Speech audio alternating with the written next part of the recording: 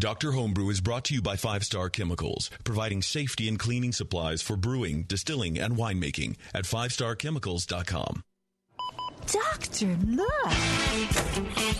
Stand aside, nurse. I'm Dr. Homebrew. Stand clear.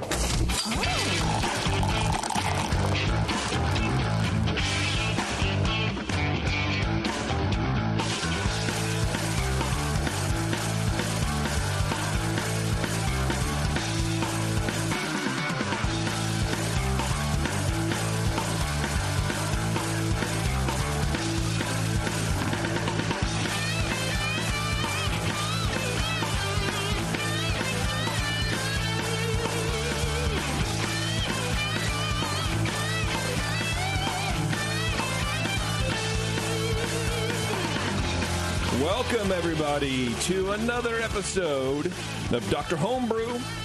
I am your host, JP, and we have Brian. Hello. And Keith Kevin. Hey. Willkommen. Hey. Should probably stop calling you that, because I think someone's going to run into you and be like, wait, you're Keith Kevin. Yeah, my last name is Cost, so that's a really bad thing. Hey, what's going on? Hey, you're KKK. Yeah, I just got that one. No. We are here. We have two pretty awesome beers here for you to listen to us taste and critique. And by us, of course, I mean our two lovely master BJCP judges. Not me, of course. I'm only recognized, and even that was a challenge for me to do. So there's no way that I'd be able to be here. But we have a Roggenbier. Roggenbier? We're debating on how to say it, and it's like, just run it together. Oh, yeah, have a Roggenbier. Roll the R and say it like Dieter. And then the other is a mixed fermentation, right, Keith? That's what it was? Yeah, it was like a Belgian farmhouse golden, 5 different batches mixed together. And something like that, 5 different barrels. And, is that a Solara? Is that what that I don't think it was. But Solara is like something when you start with one barrel and then you take some out, or any kind of vessel. You put some, you start off with a full amount, then you take some out, you put more back in, and that's like Solara. But okay. I don't think from the description, I don't think that's what it was. It sounds very labor intensive and pretty cool. This guy's putting the mixed fermentation sour. Telling you. Yeah, man. That's kind of the nice part about doing the show, or one of them at least, is that you get to see this weird stuff that homebrewers are doing, and I like it. I like it a lot.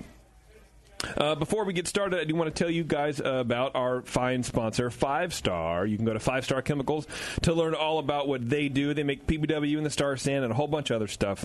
I was actually using both products today because I was kegging my beer for entry into the National Homebrewers Competition at HomebrewCon. Did I get it right? I think I said it right this time. You did. All right, good. I was doing the same the other night. And so I'm fermenting, in like 3-gallon carboys, and so to get that scum ring off or whatever, I put like a gallon of PBW in, and I just I bung it and I lay it down on its side in the sink. So a gallon with a pound, and then I just turn it every once in a while. Yeah, and it just eats that stuff right off, man. Yeah. In about 25, 30 minutes, I was able to get a brush in there. A couple few tablespoons. Yeah. I just kind of eyeball it. I just eyeball it also, and I know they tell you don't do it and whatever, but it still works. As long as you rinse it well, and then you sanitize, it'll be fine. I kind of do the 3 times the rinse just to kind of be triply safe. I do too, yeah. It feels, if you feel something that was just rinsed once, sometimes it's still a little slick. It is a little slick. It also, anything acidic tends to rinse it better. So if you have any old Star Sand around or something like that, it's a good thing to rinse it with too. Because my water is super not acidic. Right.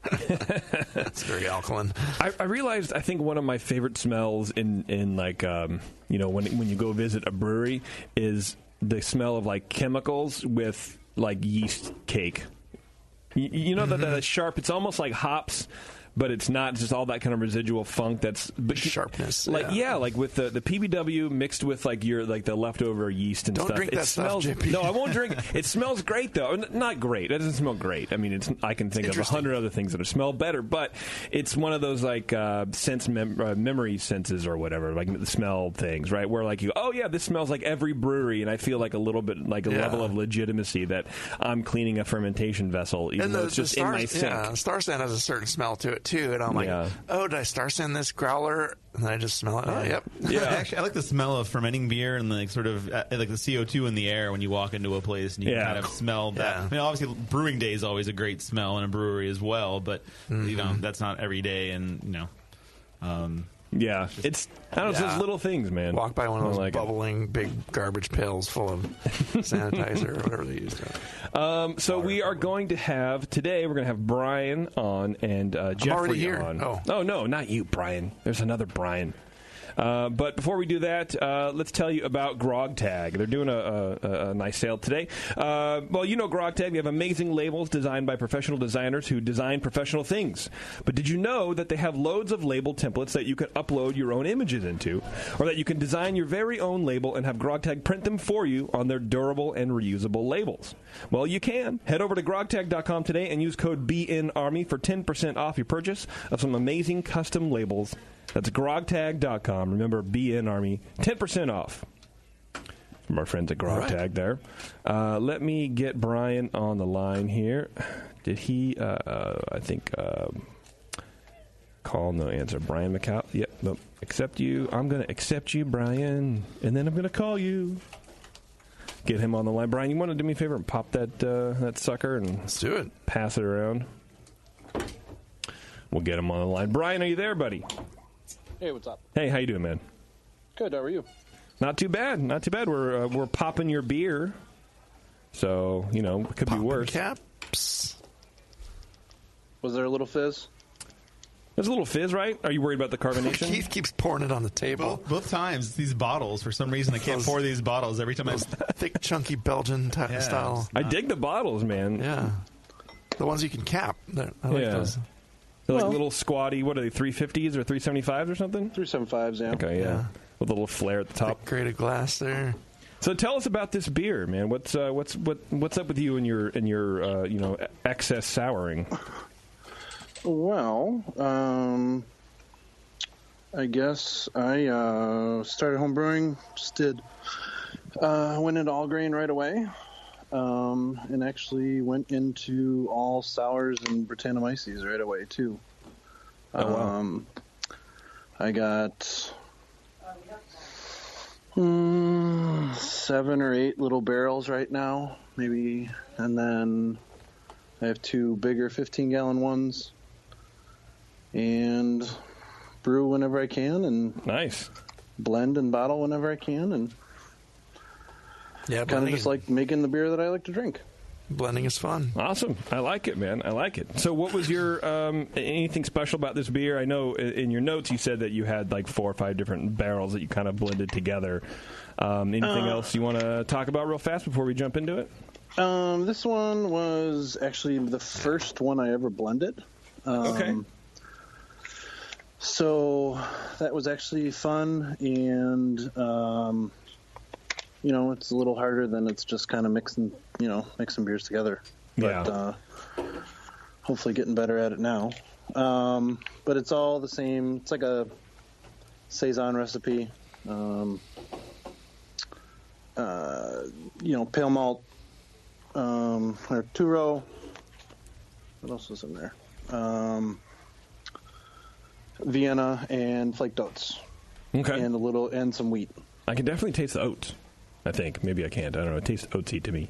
Well, in this one, you caught me a little off guard. I suppose I didn't expect you to send the beer so quickly. I mean, look, I'm just trying to change it up. You know what I mean? No, that's fine. But trying to mess with I got a whole bunch of stuff conditioning in the bottle right now. Okay. And cool. I only had 2 750s. Yeah. So and you needed 3 bottles. Yep. So I actually poured 2 bottles into one. Into the 3. Okay.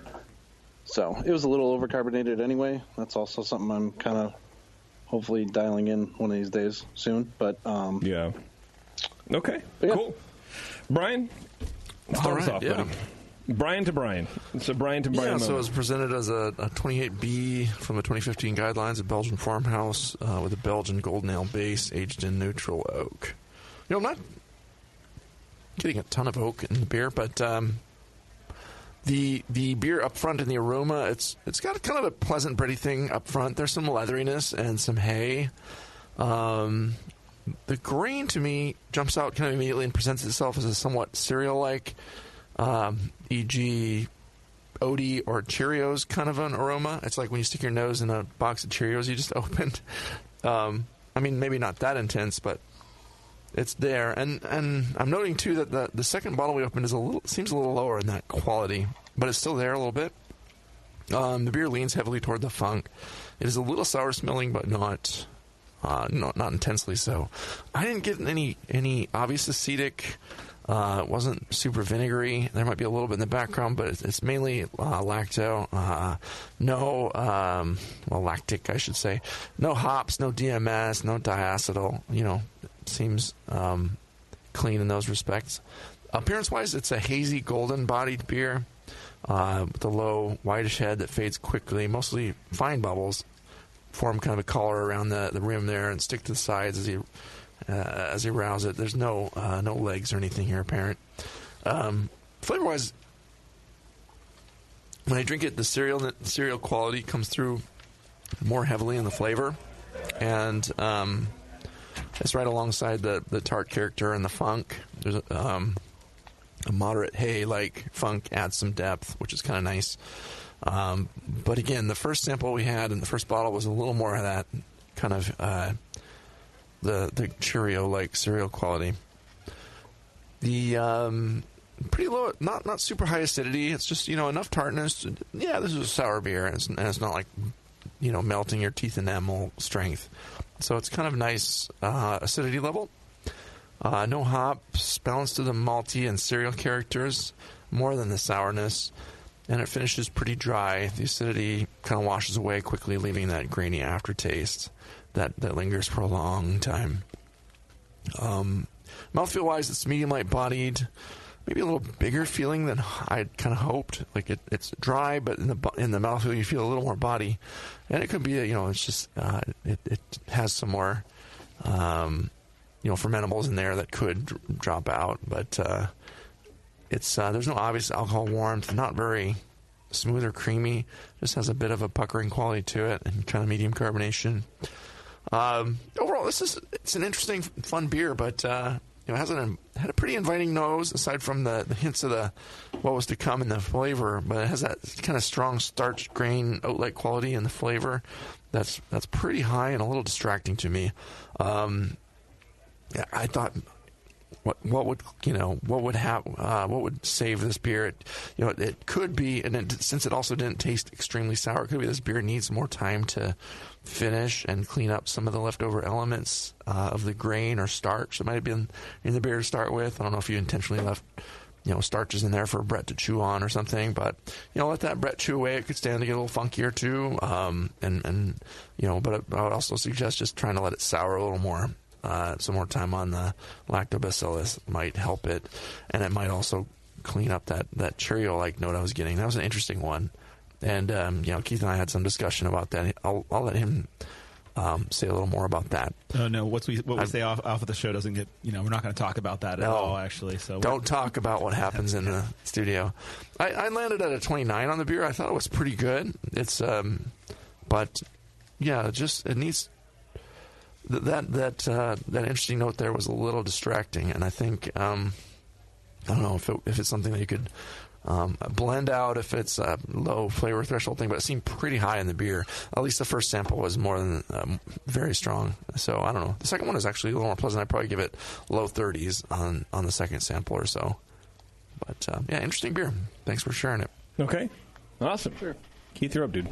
Yeah, and I feel like a lot of times Brian and I are on different spectrums in our tasting, but I think this one we were pretty much exactly at the same place. So aroma, I got a mild acetic, just a touch. High Cheerio cereal notes, a hint of leather, not getting any hops or barnyard. I mean, as it sits, I thought the acetic character faded some, and the aroma, the cereal flavor sort of got stronger, or at least more prominent. Appearance-wise, hazy golden ale, wispy white head, maybe maybe medium dark gold, but some haze. Carbonation looks fairly low, and the head dissipates really quickly. Flavor-wise, I got that strong Cheerios flavor. So I was looking into this, what that is, and people asked me about it in the past, like, what is that Cheerios flavor in sour beer? And officially it's called tetrahydropyridine. Are you sure? THP. THP, not THC. Make sure you hear that. Say the last P as in Peter, not... Yes. C as in... You're making THC in your beers, Brian. The feds are on their way, dude. Don't worry about it. Sit tight. Sit tight. They'll be right there. To me, it also tastes a lot like popcorn, and every time you hear popcorn, you're like, oh, buttered popcorn diacetyl, and it's not that. It's the grain of the popcorn. Just actually eating popcorn, like unbuttered popcorn. Like air pop. Yeah, I just got an air popper, and I just tasted it right off of that. Tastes a lot like this, tastes too. Pretty good. Medium sourness, a hint of leather. Acetic character really wasn't as strong as I thought it would have been in the nose, so there's not much acetic, so I think that's good. Beyond that, there isn't. There's not a lot of. I'm not getting any wood. I'm getting get a hint of vanilla, and the base beer is overall pretty much a blank canvas. Not a lot of hops. Not really picking up any Belgian characters, and you don't usually expect to find those anyway in a sour beer. So I think that's all sort of. As it should be. Medium body, as I agree with Brian, I thought the body was a little bit high for a sour beer. Usually, you start seeing some of those. Dextrins and such get chewed away by the bread or the lacto. Medium high carbonation, just a little bit of warming I got. So overall, I thought the beer was a pretty blank canvas and a pretty good beer to work with in terms of a sourness. The acetic character I had got in the nose really wasn't there in the flavor, so that was great. Overall, I liked the sourness with it. Just the big problem was that THP, and generally that's created by lacto and Brett together or separately. And I know I've had a lot of beers I've tasted in the past that have had that, but usually it's just in the aftertaste. It was pretty interesting in this beer that it was really, really strong, especially in that first bottle in the aroma. I think that's the first time I've ever noticed it that strongly in the aroma. But at the same time, the good part about what supposedly with that flavor is that it does age out. Some people say it takes up to 8 months to do that, or even up to a year. Another option I've read about I'm going to try this the next time I make a sour beer at home is adding some wine yeast at packaging, and they say that'll also make that flavor go away. But with a lot of sour beers, a lot of times, as Brian was mentioning, a little sourness wouldn't hurt. A little more sourness wouldn't hurt here, and a little more aging probably would get rid of some of that flavor too. I gave it a 28. Do you think blending would take that away? Or is that just a thing that Brett can clean up? You might have to blend more than 50-50, Yeah. No, I mean, the lower percentages you're still going to get. I think it really varies the person tasting it, too, because I've had like Berliner Weisses, too, where they're kettle soured, and I can still taste the same flavor in it. I was at a brewery recently that they were asking me about, like, oh, what's that flavor from? And I'm like, I know what it is, I know what the flavor is, and I don't know exactly, but even in small beers like that are just kettle soured, have it. But the point I was making there was that not everybody in the room tasted it. People were like, "What are you talking about? I don't taste that at all." And I'm like, "Well, it's a flavor threshold thing too. So you could probably lower the amount in a beer by blending it, but by doing so, there's some judges probably would still be able to taste it. Some people would still be able to taste it. Some people actually find it enjoyable, especially in low quantities. I think. Yeah, I like it. Yeah, it's weird in concert with the sour and the tart and all that kind of stuff, but it's it's delightful. It's different enough for me that I wouldn't know that it's a flaw. Like I said in the beginning, I thought it was like the oats standing out, and that's just kind of what it is. It's a form of graininess, and you would think that the oats might stand out like that. And it's interesting to hear there are some oats in there too, or like a toasted oats thing or something like that. If some of that component could have come from the oats, but I don't get it in a lot of, you get an oatmeal stout, you're not tasting a bunch of that, or just another beer with a good amount of oats in it. Everyone says Cheerios, but it does remind me of just plain popcorn a lot of times when I make it up. And when I first time I've ever had it many years ago and I was making sours, I always thought, oh, that's diacetyl, because popcorn, you think of buttered popcorn, but it's not. That's kind of what I thought it was too. Yeah. Could be maybe mistaken for like oxidation too or something, but yeah, okay. It's not really papery at all. Brad, do you have any questions for these guys, or did they kind of hit you? They kind of went over everything, I think. All right. What else do you like to sour over there? What do you? Yeah, what are you doing? What else? Yeah, what you got going on? So I can tell the I'm fits. actually, well, to be honest with you, I'm just kind of working on this two recipes right now. Okay. You're one of those guys. Yeah. yeah. Tinkerer. Typical Brian. You're one of those guys. I got Flanders Red going. Cool. And this one I'm just kind of dialing. I have a little house yeast going that I actually just started using some acid malt a little bit, like 1-2%, just to balance out the pH and the mash a little bit more. I started doing overnight mashes. I heard that, I think, on the Ale Apothecary show with the session. Yeah. Tried that, and I like it. Actually, it even gets a little bit more body. I mean, this is only about 5%, a little less than probably. Okay. Started doing that and kind of messing around with a little bit more hops now. Yeah. I mean, it's surprising that the sour has this much body to it. It's not like heavy bodied, but most people have the opposite problem. The body just completely goes away and there's nothing in there. So it's interesting. Brian, have you tasted the Cheerios flavor yourself? And then have you tasted other beers that you've made as well? Yeah. I mean, maybe it's not jumping out. I just poured myself some more. Jumping out as much as you guys were saying to me, but I mean, I thought it was more of a diacetyl kind of thing,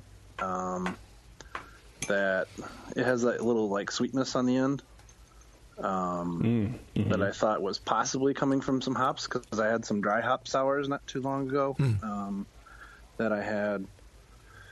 I really like dry hop sours. Some commercial samples of it that you get the little kind of like hop sweetness. But yeah, I mean, yeah, I see it or smell it, taste it, whatever. Yeah. And it was different in the two bottles we had too. So, the first bottle was a lot stronger than the second one. So for some reason it's varying, and it, maybe it's aging out of one faster than the other for some unknown reason. But, yeah. That's also one thing I'm kind of trying to dial into is the consistency a little bit. With this one this was either my first or second, I think first blend, but some of my earlier sour beers that I made. I mean, this one's, I probably made this one a year and a half ago, maybe even 2 years ago. Did you get this flavor in all of your base beers before you blended them together also? Not as much. Okay. But it was kind of consistent.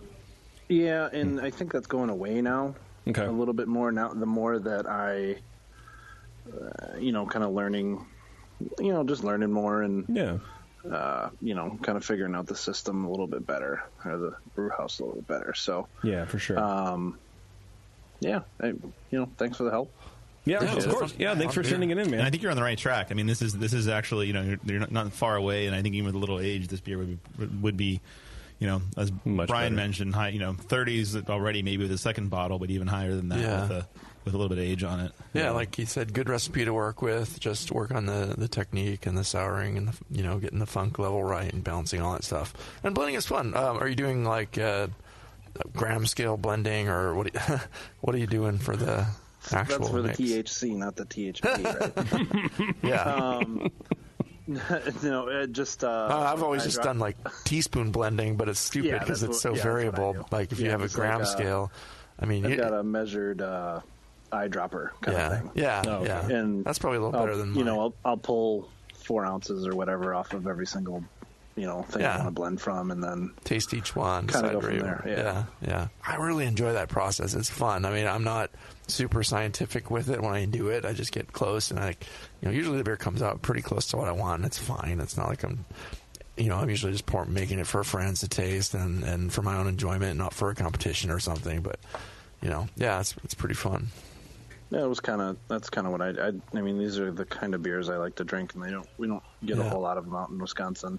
Yeah. One time I did a blind mixing with my brother where we both decided what our mix was going to be with the teaspoon blending, and then I did mine and his, and then I covered up whose name it was, and then we tasted them, and we both decided mine was better. When I revealed the label, I promise I didn't peek. Nice. It was kind of cool. All right, Brian. Well, if that's it, man, we'll let you split. Cool. That rhymes. Yeah. All right, Dan, thank you very much, man. I appreciate it. All right. Thank you. All right, bye. Keep on sour. All right, bye. Yeah, that was neat. Yeah, I like when people send in sour beers because it's like it's coveted, it's aged, and it's very you can't just whip another one out in 2 weeks. I don't know. It feels good, man. Aged barley wine or a barrel aged beer or a sour or something. They're very not special. You get every day. Yeah. For sure. All right, we're going to take a break, and then we'll be right back talking about beers and stuff. We're also giving away a beer bug on this show. Cool. So, we'll be back to do that. It's Dr. Homebrew. Stay tuned. We'll be right back, bro. Hello, fellow BNers. This is Sully from the 21st Amendment Brewery located in San Francisco, just 2 blocks from Giants Park. Before Nico and I opened the 21A and before I was a professional brewer, I homebrewed on my small 4-burner apartment stove in a back house in Santa Monica, California, making my extract brews before graduating to the daunting idea of all-grain brewing. Homebrew books and information was hard to come by back then. The internet hadn't been invented yet, along with other things we take for granted today, like electricity and potable water. One thing I wish I had back then when I was learning was a radio show that could teach me the ins and outs of brewing and answer questions that I had about homebrewing, a resource for making great craft beer. The 21st Amendment Brewery is excited to be a proud sponsor of Dr. Homebrew, a great show that teaches you what you need to know about making incredible beer.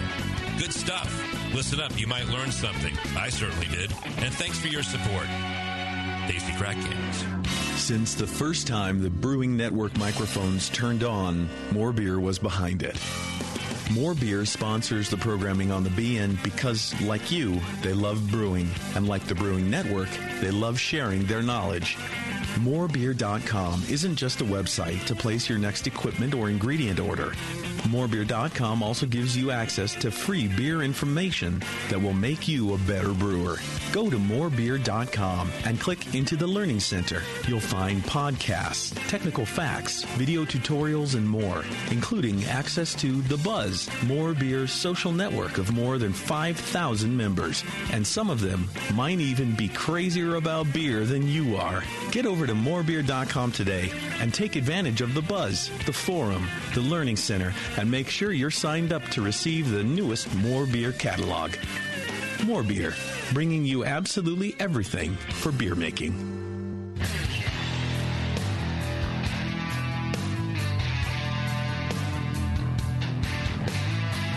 Now, back to the examination.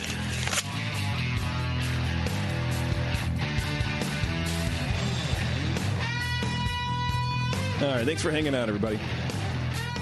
We're going to get Jeff on this line here, and we're going to dial this up a notch because we have a Roggenbier. Yeah, go around the corner to your nearest brew pub and get a pint of their finest Roggenbier. Going to be a leader. Every brew pub has one, right? What is a Roggenbier? Wait, here, don't tell me what a Roggenbier is. Let's first hear from iDip. The Smart Brew Water Testing Kit incorporates a revolutionary photometer system, which is the first and only one on the market with its own app. It's perfect for home or commercial use because it takes great water to make great beer. We all know that, especially on this show. It's the only meter on the market that runs water tests with no math needed. So if you're dumb like me, this is going to be great for you. I have a problem like adding 2 numbers and 4 numbers together, right? Like 24 and 89. I can't do that very easily in my head. I'm stupid. So the iDip is perfect for idiots like me. The iDip pairs via Bluetooth and updates your water results instantly to your own personal water profile. You can email the test to the rest of your brewers, photo or post on your Facebook page, and let your homebrew club get the lowdown on your base water profile. It has over 40 different water quality tests.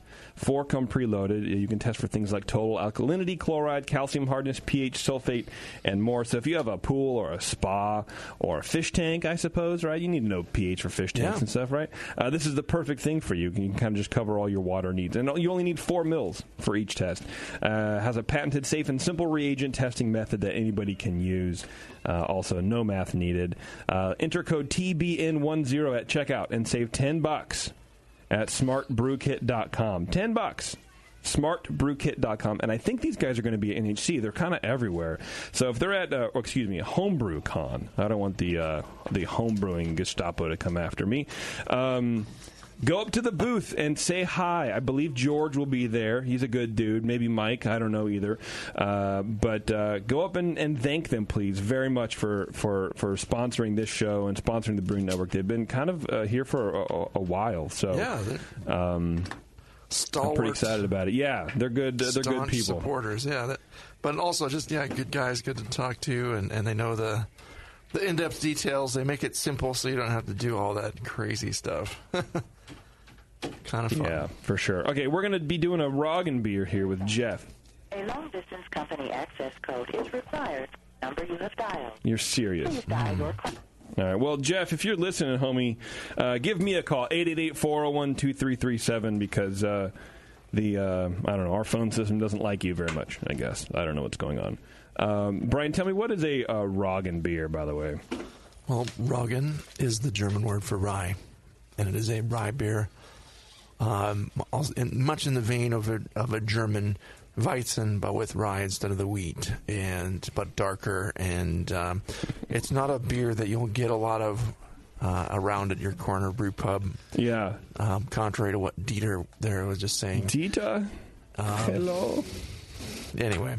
Yeah, it's... Oh, he's calling. It's a kind of a coppery orange, and should have some clove and banana characters like a Weizen, but with the spiciness of rye.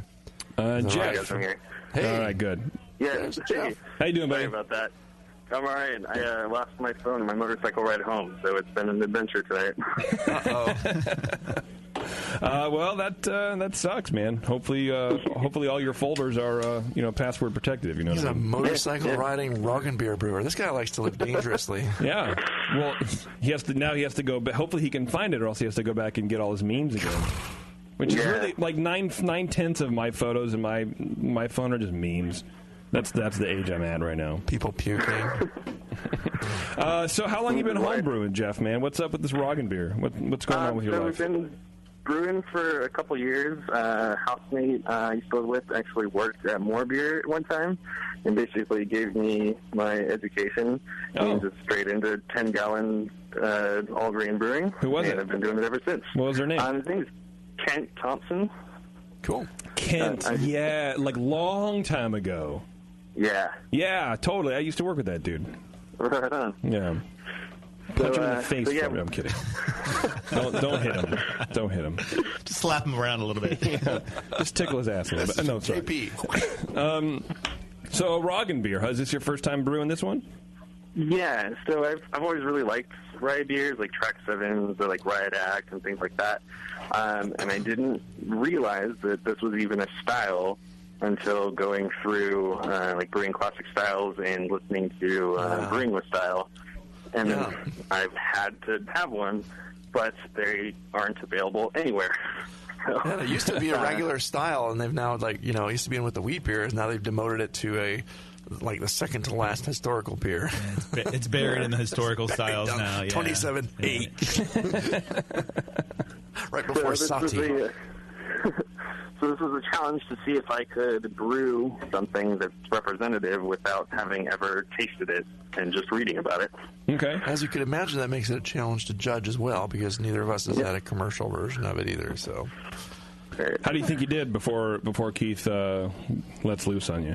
I like it. I drank 5 gallons of it. Well, there you go. That's the ultimate compliment. Yeah. All right, Keith, go for it, dude.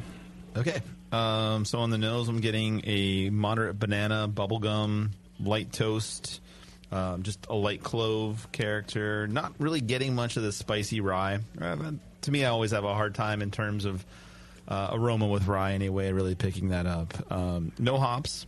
Getting just a hint of mustiness. But overall, a clean, Enta-style aroma. Color-wise, looking at a deep amber malt, slightly off-white head, with a long-lasting color that it's sort of tannish. Not really a rocky head, so it's not looking like a Hefeweizen where you have that that big frothy rocky head. I'm not really seeing that, but Hazy, but I wouldn't say it's super hazy either. Like a Weizen or Dunkelweizen, but not bad. I gave it a 2 there in terms of appearance. Flavor wise, you got a medium banana, bubblegum, medium low clove, long dry and spicy finish from the rye. Much like our show. Yeah. Hint of caramel in the flavor. That seems a little out of place. The little bit of caramel there. Bitterness is medium low, but it's appropriate. I can still noticeable. No hop flavor and noticeable at all. Overall, once again, pretty clean in terms of fermentation. Medium body, medium carbonation, light astringency from the malts, low creaminess, and no alcohol warming. Overall impression, a well-made beer, and it's to style, and that's a tough thing to do when you don't know what the style. I haven't had a lot of these, not really much to compare it to. But I think really, the drying of the rye really fits the style quite appropriately. I thought that you used somewhat subdued in terms of the cloviness. I thought the bubblegum to me was a little bit high. Carbonation was medium. I'd like to see that a little bit higher as well. I mean, the style should have a high carbonation like a Hefeweizen or a Dunkelweizen. Mm-hmm. The carbonation was a little bit low.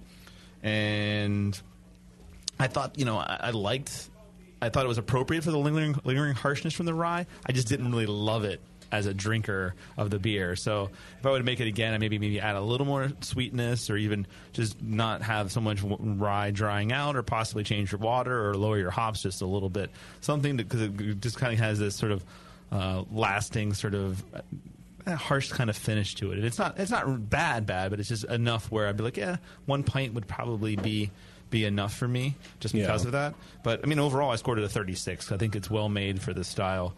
So I think it's a good beer. I would just probably make some minor tweaks to it in terms of that lingering finish. Okay, cool. Brian, you're up next, my Thanks squad. for sending us a Roggenbier. That's cool. It was pleasant, clean. The aroma was, I felt like it got a little bit of spiciness. Now it could be coming from some of the clove, but it's not. It didn't seem like just a phenolic, like kind of a pumpernickel bread kind of thing, a little bit. Yeah. Appropriately, it's at a the clove is kind of at a medium level. And earlier, I felt like I got more clove in the beer, and as I'm drinking it more, especially in the flavor, I felt like I got a little more. But it's kind of a little more muted than I originally judged it as. There's no DMS or diacetyl, acetaldehyde, any of those things. It seems very, very cleanly brewed. There's a little low floral hop in there, pretty subdued. I'm getting almost no banana in the nose. There's just a low fruitiness, maybe a little bit of that bubble gum that Keith is finding. But mostly you get that bread crusty, bready, and dark pumpernickel, interesting bread kind of character. So a little clove. The appearance, it's nice. Color-wise, burnt amber, kind of light copper color, and some kind of reddish-orange background colors. But it did have it had a pretty moderate amount of haze, which is okay for the style, and a low, creamy, light tan head that persisted only a short while here. But, pretty decent for appearance. Looks about like it should. Flavor-wise, it's richly malty. It does have the impression of that rye spice. Earlier, I felt like it was being a little bit overtaken, or at least matching the kind of the clove spiciness. It was leaning a little phenolic.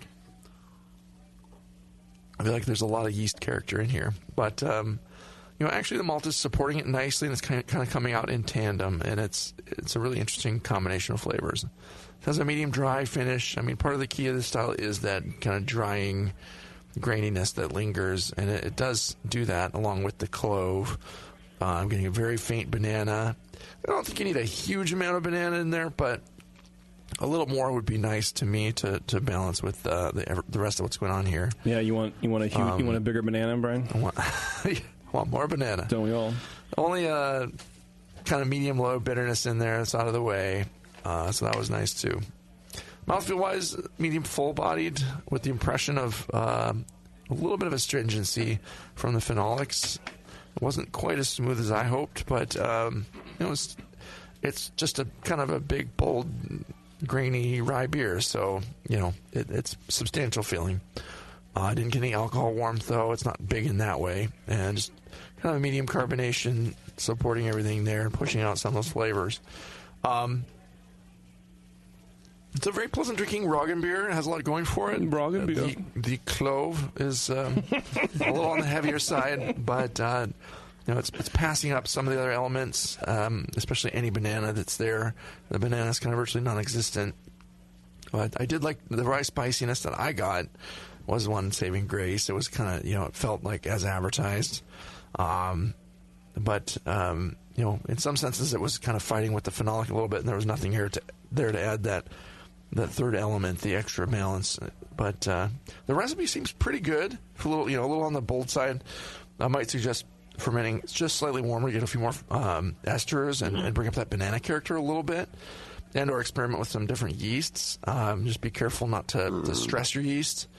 You could just also back off the maltiness just a little touch too to let some of those things shine through a little more. But I thought it was a very good beer. I kind of give it the middle range of very good, 33. So it's a tasty beer. You could drink it and enjoy it. But again, I couldn't drink a lot of this, and it might not be my favorite style. I try not to take that into account when I'm judging something. But is there a creamy mouthfeel in there that shouldn't be? Should that be more crisp or something? Maybe that's just me? It should have kind of a grainy, dry finish, but creaminess, like a smooth, like in the. It should be pretty. In the it middle should be pretty there. Creamy. Okay. It should be pretty creamy, smooth. Okay.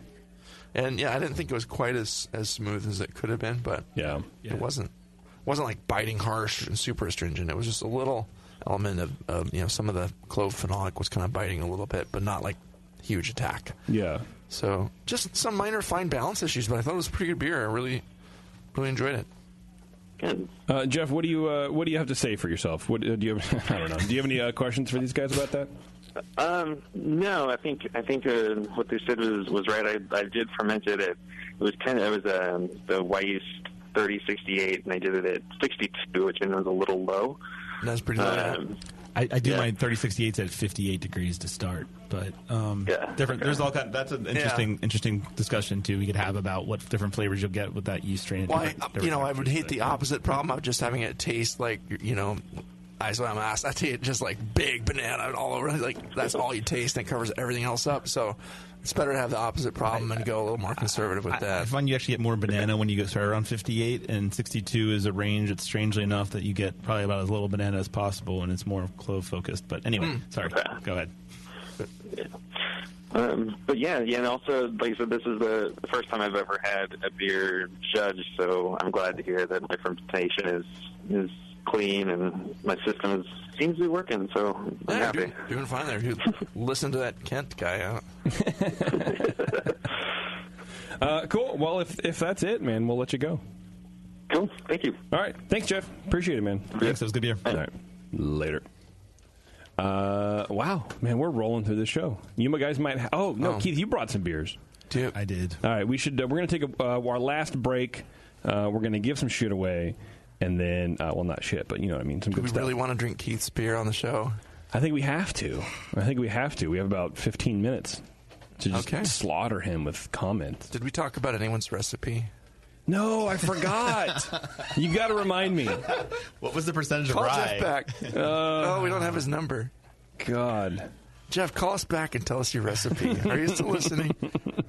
All right. I just want to know the percentage of rye. Maybe we can get that briefly after the break. And then. Can you imagine if we had Brian's recipe? Like, how long would that be? Because it's 4 different beers. Yeah. That'd be insane. You have to remind me. I forget. I want to do it.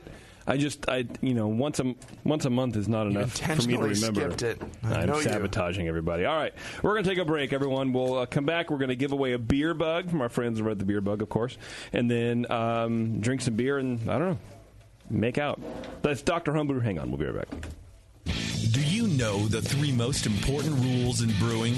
Sanitation, sanitation, and sanitation. And no one does it better than 5-Star Chemicals. 5-Star knows sanitation. You can only sanitize clean equipment. And 5-Star knows how to clean, too. For craft brewers and home brewers, 5-Star has what you need to keep your fermenters, serving tanks, kegs, and draft lines sparkling and free of any beer-spoiling bacteria. PBW, caustic, acid cleaners, Star San, SaniClean, lubricants and defoamers, pH stabilizers, and more. 5-Star Chemicals has cleaning supplies, safety supplies, heat exchangers, pumps, hoses, and valves. And 5-Star is proud to offer eco-friendly products that exceed customer expectations. If you have a cleaning problem, you need the 5-Star solution. Visit 5starchemicals.com or call 800-782-7019. 800-782-7019 and get the 5-Star treatment today. Are you a member of the White Labs Customer Club? If not, you should be. It's the easiest way to earn free stuff for turning in your old homebrew labels from either Vials or Pure Pitch. All you have to do is save your labels and redeem them for things like free yeast, an exclusive White Labs t-shirt or sweatshirt, and even the opportunity to brew with the yeast man himself, Chris White. Signing up is easy. Just go to whitelabs.com/customer club, fill out the registration form, and then mail in your labels. They will return the favor by sending you awesome White Labs swag. Go sign up today at whitelabs.com/customer club. White Labs, pure yeast and fermentation since 1995. I'm sorry to tell you this, but we're going to have to pour you out. Back to Dr. Homebrew.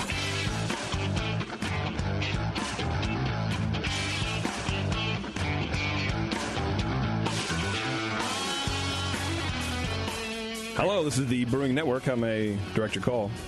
Hey, this is Jeff calling back. Hey, what's up, man? Jeff. Hey, you sound a lot better for some reason. We forgot to ask you something, Jeff. Yeah. What was the percentage of rye in that beer, and what else did you have in there? Tell me your recipe, homie. Okay. So for 5 gallons, it was 5 pounds of rye, 3 pounds of Karamunic, and 3 pounds of Pilsner. What kind of rye did you use in it? Was it flaked or rye malt? Just rye malt. Okay. Yeah. And what about the mash regimen? It was, let me pull up my notes here. No notes. Don't cheat. We should went 155 for 90 minutes. Okay. Yeah, despite the pretty high mash, it dried out nicely. Yeah. All right. Okay. Cool. Thanks, Jeff. for satisfying my curiosity. I was like, wait. You're dismissed now. All right, thank you, guys. Thanks, man. Bye-bye. Bye. JP just likes to say bye-bye. Bye-bye. Bye-bye. Okay, so... We didn't ask him about his water. Do we want to... Oh, hey, Jeff, call me. I need to know about how hard is your water? How hard is your water? And how is it affecting your banana? We can do some serious weird shit. No, hey, we're okay. How hard is your water? The water seemed fine in that beer. That wasn't a problem. Deadlines for the National Homebrews competition in March 8th. All your entries have to be at their designated destinations by March 8th. Important date. Yeah, for sure. And this is my little AHA plug here, by the way, because I don't know what else to say. Yeah, I just join the AHA. If you guys, who's going to HC? You guys going to HC? I'm planning. No, You're planning. Okay, you'll be there. I'll be having a baby. Like a week before, You're not probably. showing. You shouldn't probably be drinking either right now. Your wife will be having a baby. Yeah. We're pregnant. Yeah. I know. Yeah. That's amazing. Yeah, I'm going to go. I have 2 beers entered in the competition, which I took a break from entering comps because I just kept getting slaughtered, and I got all fed up by the judges' comments and shit, which I think is what kind of sparked this show. So I was like, motherfucker. I want to beat those motherfuckers up in person. I can do it here. If I'm confused, there has to be other people who are confused and want better feedback. So, but anyway, I think this class of judges will be pretty good from what I hear from everybody else. You've been working to dial your stuff in. So, you got the stout and something else. Well, you probably can't talk too much about it. I guess it's just the It's fine. No one's going to know. I used Biofine for the first time on it. Oh. And it dropped it really clear. But I think it stripped some flavor out. I don't know if that does that or not. I use it a lot. I don't know. I don't find that. I mean, I use it a lot, so I'm not sure if I know it does or not anyway. Yeah. But I mean, it was a 3% beer for God's sakes. Yeah. It's not. It can't have too much body or whatever. But it doesn't feel like extra smoky. But I don't know. You need to have a cigarette while you're drinking. There you go. Yeah, I'll put a cigar out in it and then drink it. It's like having a lime wedge or whatever. Yeah, throw like when you bottle it for the NHC, just throw a full cigar into it. Yep, I think that'll be great. Okay, let's give something away. Let's give this beer bug away. Our friends at the Beer Bug. You guys know the Beer Bug, of course, as it attaches via wireless internet communication system to an app on your phone, and it tells you what's going on in your beer, your starting gravity, your finishing gravity, and all the points in between. Who is the winner, Brian? You're responsible for this part of the show. The Beer Bug goes to the person with the highest score? Yes, the person with the highest score. That would be Jeff. Jeff, hey, all right. Congratulations, Jeff. I think. Can you call us back so we can get Yeah. Someone is calling. Let's see who this is. I'm not good at math, but I think we both scored it higher. So Yes, hello. This is the Brewing Network. Hi, this is Wood from Phoenix. Oh, hello, Wood. How are you doing? How's Phoenix? Phoenix is so warm. Really? Yeah, we're surrounded by sun. Oh, my God. And phlegm. Wait, you're surrounded by sun? Surrounded by sun and phlegm. On how many sides? Because I feel like that's impossible to be completely surrounded by the sun. Well, no, it's Phoenix, Australia. Oh, yeah, okay. Well, then that makes more sense. Oh. Good day. Well, it's summer there. Good day to you, mate. I was putting a shrimp on the Barbie, and I wanted to just call in and say that I love the show. I don't listen that often, but when I do, I really enjoy it with my mates. Oh, well, hey, I really appreciate that. That's very nice of you. How's everything going down under? Well, I'll tell you what, it's very dry. There's a lot of snakes and spiders. Oh, shit. That sounds really scary, man. But I had a question for you guys about brewing and stuff. Yeah, go ahead. We can answer anything you want. Okay, what size? Probably 5. Okay, yeah, I was thinking 5 or 5.2 liters. Something, I mean, whatever you want. You know, I mean, whatever works best for you. How many do you have? Well, I have 8. So I was thinking 5.7 liters, and surrounded by sun and snakes and spiders. Yeah. I would probably go 4 just to play it safe. But I would also wear a lot I while while you did it, and then that might, work out in put a few spiders interest. Yeah. Yeah, that's what I was thinking. But I did have a question about the Pico Brew. Oh yes, please ask me the question. So you brewed a beer for a competition for a Pico Brew, or with a Pico Brew. Yes.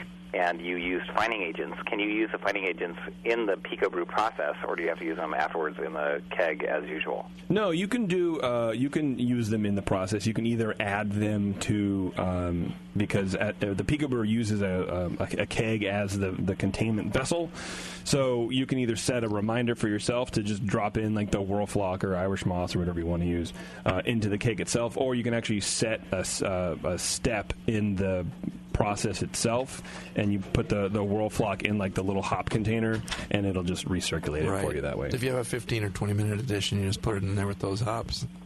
I'm fascinated, as my mates are, about this process, because as I get older with my mates here in Australia, as we look at a more profitable and easier way to brew beer that doesn't require a 6-hour brew day standing in front of your breezeway down here in Australia. So it's about 4 in the afternoon there. How long have you been drinking today? I've been drinking since, what day is today for you? It's Thursday. So for me, it's actually Sunday last week. Okay. And so I started drinking at Sunday at about 4 in the morning. That's not what Google says. Well, Google is, down here it's Google. It's different. It's a whole thing. It's Elogu. It's Elogu. Yeah. It's a little backwards. My English, my accent has just kicked in. I'm sorry about that. I just wanted to call and to say that I love the show, and I haven't listened in a long time, but it sounds like a great thing for me to do. And I'm really thinking about Pinko Brew. Plinko Brew, is that it? Pinko Brew, yeah. It's like it's a 50s throwback. It's a whole thing. Then you can sous vide some shrimp, Yeah. I'm very excited about that, but I love you guys. Hey, we love you too, stranger I've never heard of. Yes, and I'm very proud of you, JP, and the show's great. And I'd like to say, if we could do roll call real quick. Yes. JP? Yeah. Present? Present, yes, sorry. All right, and the guy? Present. Right, and is there another guy there? There is no present. Right, no, right, no right, girls. right. There's no other guys here. Obviously, they wouldn't put up with us. That's it. This is Andy from, Wood, yes, of course, yes. from Phoenix, Australia, signing off. But thank you for letting me indulge myself in a long-distance call. This cost £8,000. Oh man, well, it's a good thing you have some weight to spare. I mean, the dollar is pretty strong right now, so you'll be all right. You'll be good. Conversion's great. I got to get back to drinking, but have a great show. All right. Enjoy your Sunday. Hear you guys. Wear yellow. All right. Thanks, buddy. Thank you. Love you. All right. Love you too, man. Bye. I like Wood. Andy Wood, everybody. Now I know why we don't take callers regularly on this show. Andy Wood is the best. Okay, so we gave the beer bug away. Yes. We did that. We did. Jeff got it. All right. I thought he was so calling that back means, to say, woo! Yeah, I know, right? So that means Brian gets the Grog Tag gift certificate, $40 to grogtag.com, sir. This beer's going to look good. Go to grogtag.com and see all of the cool stuff that you're going to be able to make. Let me make a note here. You got the Grog Tag, and then Jeff got the beer bug. Okay, that means we're ready to go. Keith, why aren't you pouring your beer yet, dude? What the fuck's wrong with you? Do that Kolsch, man. You guys have all kind of glasses in front of you. You're not finishing your beers. I thought that was one of the rules on the show is that you could only... Pour the Kolsch, man. While we're getting some beer, don't forget the Spring Fest is coming April 1st. April 1st, yes. And we're going to be here. It's out in Todos Santos Park, so come hang out with everybody and drink a lot of beer. I'm sure you can get tickets at thebrewingnetwork.com. And, like that. Yeah. Brew also, there's another Beer Judging 101 coming up for our SAC Beer Week coming up. It's on March 12th.